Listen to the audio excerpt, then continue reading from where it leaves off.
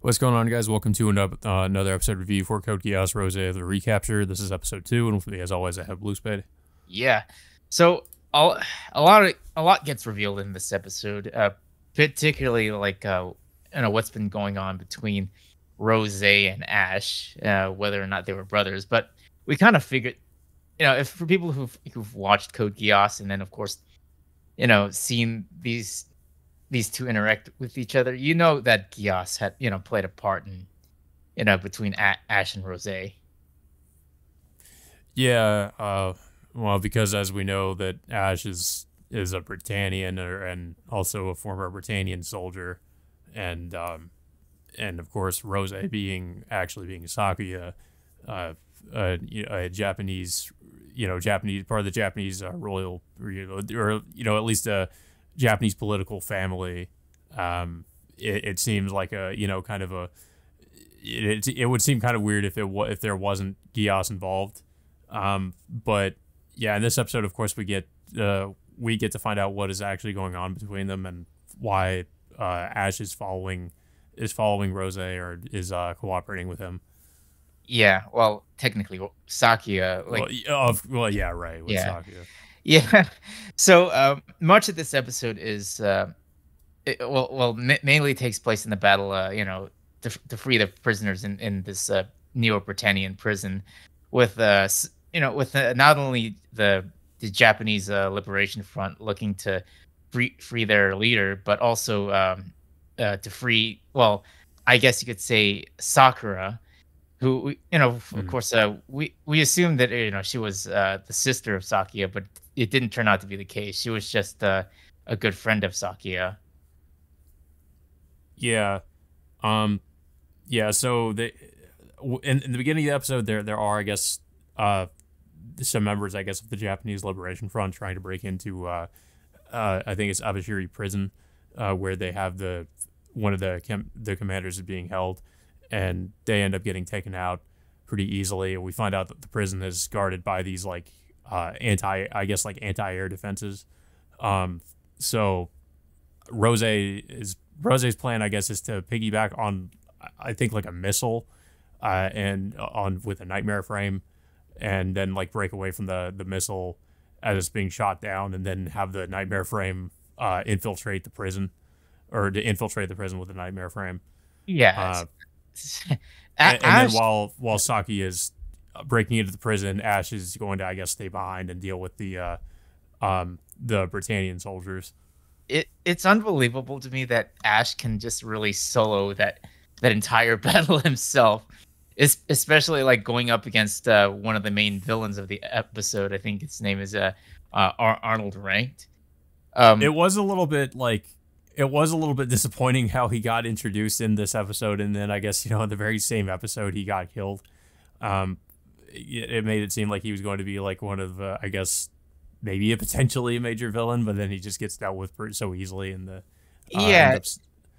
it's the same thing that happened with the Kirkwane brothers in the in last week's Yeah. episode. Now the same thing happens to this guy, but of course we get introduced to another Britannian knight. I think they called her the White Queen, named Catherine. Uh, Yeah. so of course, like she's gonna be a recurring character. Hopefully she's not gonna get killed off as easily as the other Britannian characters we've seen in the last two episodes. But yeah, so Sakia does eventually end up reuniting with her friend Sakura. Pretty much, well, we get to know like a little bit of their backstory. They were childhood friends, and Sakura is pretty much essentially the decoy for Sakia in terms of like being, I guess, being her protector, uh or as a distraction of sorts to keep Sakia from being captured by the Britannians. Yeah. Another thing too is that um, we kind of learned why, I guess, Ash is as like proficient, I guess, as he is in combat, is because he was like, I guess they said he's like a former Britannian mercenary, um, and that's how, like, one of the guys who's like that guy who's like the main villain of the episode, like how he knows him in the past, he knew him in the past, Mhm. before he was affected with the Geass, um, and he figures something is off because he mentions that he's going to protect Roze, his brother, and he's almost thinking like he didn't know him to have a brother. So I guess we're kind of gonna get drip fed throughout the series, like Ash's backstory or his past, because we get a little bit of that in this episode, but not really that much. Same thing for us, like in general with Ash and Rose's, I guess, quote unquote relationship. Yeah. But also, like we don't really know like a lot of the specifics about how Rose's Geass really works. We get a little bit more of that in this episode, where we see that it, I guess, is some kind of the Geass is more like it's, I guess, functions as like it functions based on like sound, or like it's auditory, like her voice is what makes it work. Yeah. Because we see that it affects like some of the Britannians, or like one of the Britannian commanders. Once she like speaks, that the Geass, like, I guess, affects him, as opposed to like Lelouch with how he has to make direct eye contact with people. I guess she has to, like, whenever she says anything or commands somebody to do something, that's when the Geass affects that person. Yeah.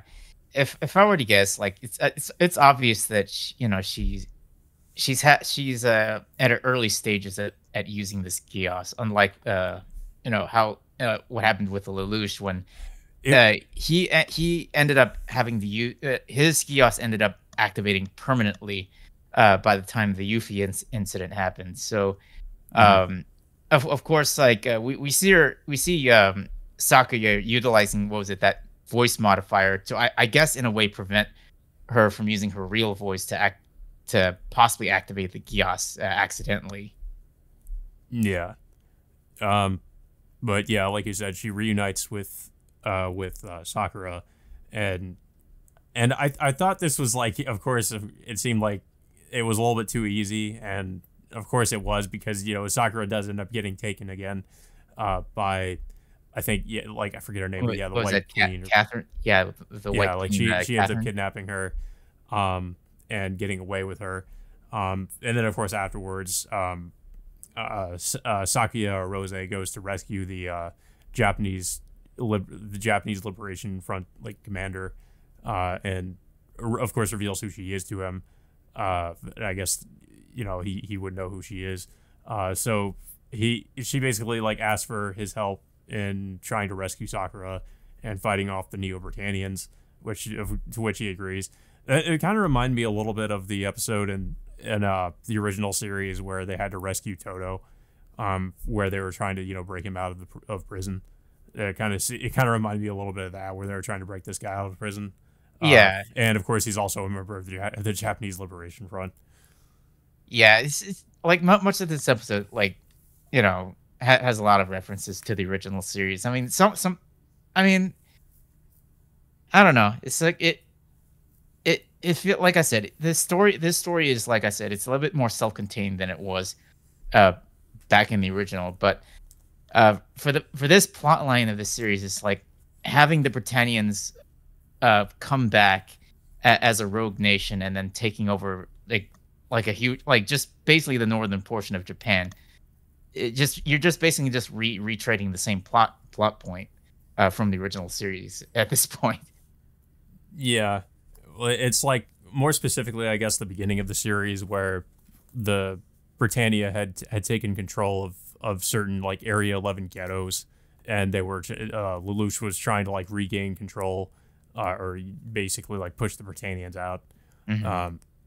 But I kind of would like eventually to have maybe a little bit more of an explanation as to why exactly the United Federation of Nations, which, like, is pretty much now the dominant power, like, hasn't really tried to. I guess maybe they have tried to make a move, but I kind of would like some more about that, like how, like, why they're not really intervening. Well, it's because of Neo Britannia and putting up that gigantic shield that's surrounding Hokkaido. Yeah. Why they can't get in through the shield, or to actually liberate the entire nation of Hokkaido, not the nation of Hokkaido, just just the entire island of Hokkaido. Yeah, I don't know. But yeah, of course later on I think they're calling themselves the Seven Star something. The seven shining Japanese, stars. yeah, the Seven Shining Stars. Yeah, they're celebrating their victory, and when we get a conversation on the roof between Roze and Ash, where Roze asks like who the person he cares about the most is, which we see, of course, it's revealed that he's been under Geass, where he says like, of course, it's Roze, his brother, and we get a little bit of a flashback with where we see where Sakuya first used Geass on him, and she also reveals that Ash was the one who killed her father. So she's going to eventually like avenge her father. Yeah. But I can see this becoming a problem later if Ash ever breaks free of the control of the Geass he's under, where he would basically like try to turn against Roze. So I think that could be pretty interesting if something like that happens. I mean, it would be easy for him if it was just against Sakuya, but under the Rose persona, that'd be more difficult if he were try to to break away from the Geass like that. I mean, there was only like maybe I think Natalie was the only person who's to successfully break free from the Geass because of her blindness or her fake blindness or something like that. But for Ash's case, like it's difficult to tell whether or not he can really break free from the Geass at this point.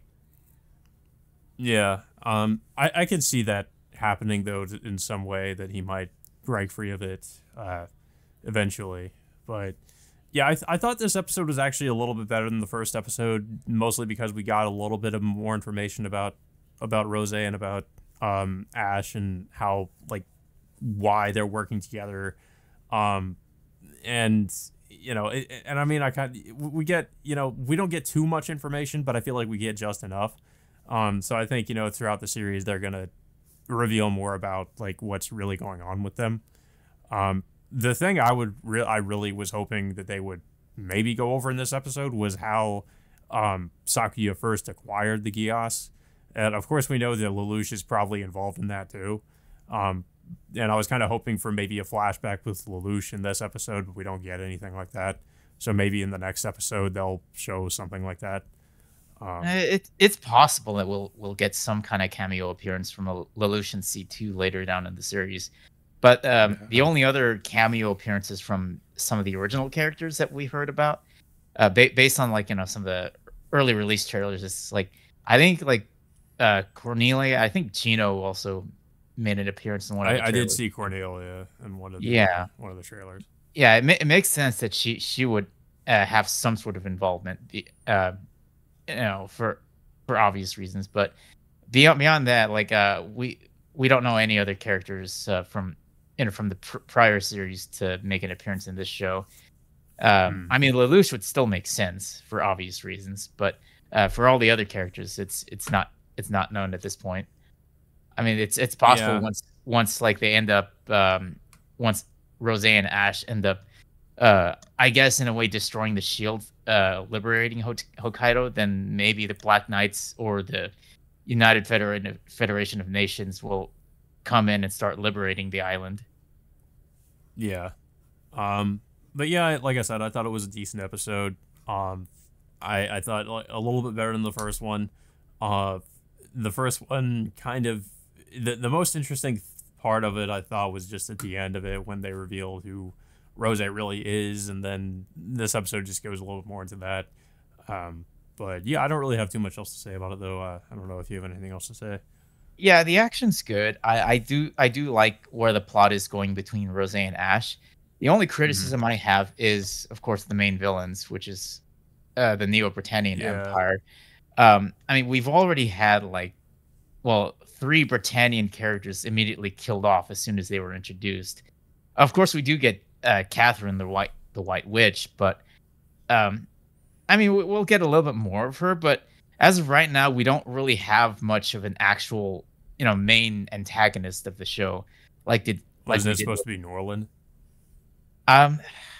I guess, but we haven't seen him, um, all that much in this show just yet, and he hasn't even made an appearance yet. I mean, But we've heard about they've talked about yeah, him, they they but they he talk hasn't they shown up. talked about him, but um, I don't know if it's gonna make it as big as an impact as as Emperor Britannia, the Emperor Britannia. What was it, Charles V. Britannia, and of course Yeah. Schneisel. At, uh, but yeah, it's like but yeah, I don't have anything much about say about this, but I mean, hopefully they'll introduce a more proper villain by I don't know later on in the next few episodes. But yeah, I do kind of like where it's going between Rose and Ash. Yeah, I do agree with what you know with about the villains. I think there just needs to be a villain that can kind of try to, I don't know, maybe like uh beat Rose at her, well, I guess Sakuya, like at her own game in a way, or try to like really challenge her, because I haven't really seen a lot of that. She kind of easily goes in and Geass everybody, um Ash, takes out, well, he took out with one of the Kirklands, he took them out, Sakuya, Geass the other one, and then this new guy gets taken out in one episode by Ash. um I've actually been rewatching the original series too, so my memory on this is pretty fresh. But the thing about the original series with Lelouch is, even like a character like Mal, for instance, like he was a great counter to Lelouch because of what he could do and how he kind of tried to get at Lelouch. But we don't really see anything like that with Rose. I mean, of course, it's still early on in the series, so I mean, there could still be a villain that pops up that's like that, but so far they've been kind of underwhelming, I guess, and I guess that's one of the weak points of the series. But that's one of the things that was memorable about Code Geass. It wasn't just characters like Mal, but all the other Britannian, the higher up Britannian soldiers too that went against Lelouch. Yeah, Um, and the uh, fact that Lelouch is has always been several steps ahead of his opponents on numerous occasions. Well, as yeah. for Sakia or Well, Rose, I mean, like even with characters like Mao, like it was like a mind game. Lelouch, when he thought he had maybe like outsmarted Mao in one aspect, Mao would reveal like something else where he'd done something else that Lelouch didn't anticipate. Um, and like it was just interesting to watch, but yeah, so far we just haven't had a villain that has come up like that. Uh, so yeah, but yeah. So that all being said, guys, until next time, we will see you all later.